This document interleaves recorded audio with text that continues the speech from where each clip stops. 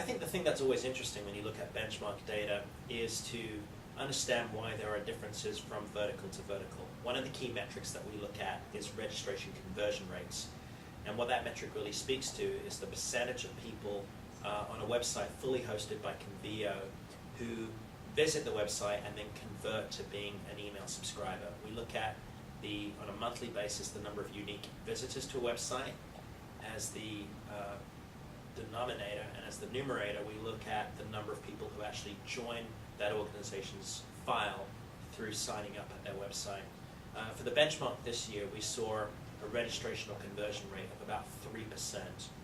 That's up from 2.6% last year, but more interestingly, we see quite distinct nuances from vertical to vertical or segment to segment.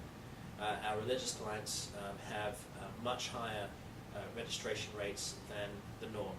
And we think that's because they offer a lot of different options for sign up, ranging from signing up for daily devotionals, through different email options, through giving people a lot of opportunities to transact online through their e-store as well as through fundraising. Our larger clients, the ones that we call major emailers, also have much higher conversion rates than the pack, than the rest of the organizations.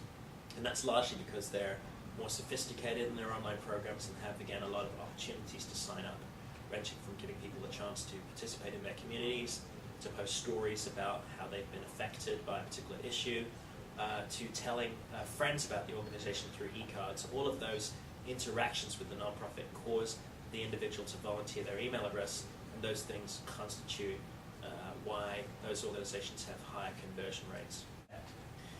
The growth in email files at 32% is really stellar. It slightly outstrips the growth in online revenue, which indicates that we're adding people to the file not just as they donate, but also through tactics like viral marketing. So organizations as a whole have been better at attracting people to their website and converting them. They're starting to use techniques like optimizing their website to appear higher in search engines when a particular keyword search is done, through using search engine marketing and programs like Google's grants program to advertise their nonprofit and drive what we call kind of pay-per-click visitors, where it's essentially free as a result of Google's grants program. And they're running viral campaigns where they're asking participants or constituents to send messages onto their friends and family.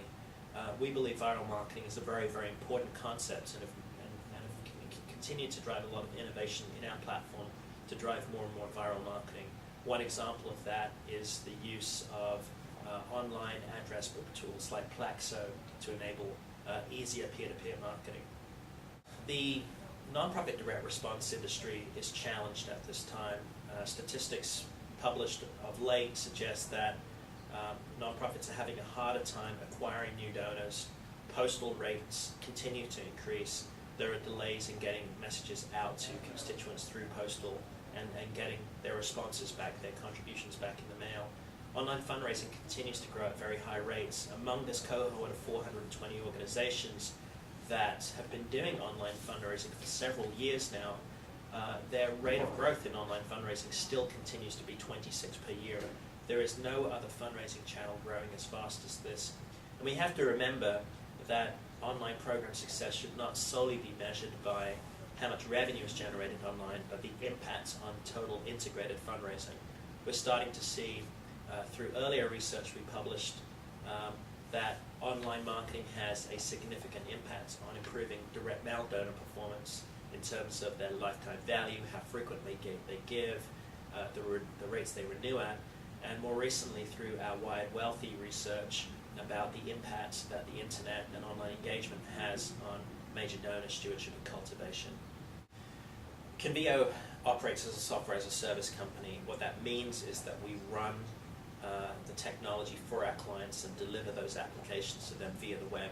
So much like someone accessing their Gmail account or their Yahoo Mail account, they're using a piece of software, but they're accessing it entirely through the internet and they're not running it on their local computers. What that means is that we take responsibility for making sure that your site is up and available in the case of a peak in demand. Imagine you're on American Idol, or you're a relief agency and a big disaster hits. Do you have the capacity in-house to run your systems sufficiently, or is it more helpful to outsource? Secondly, we ease the burden of IT management, where You don't have to run the technology in-house and have IT professionals worry about backups and upgrades and new software releases. Another key advantage is that we sit on literally gigabytes of data for our clients. We track every single interaction that our client organizations have with their constituents.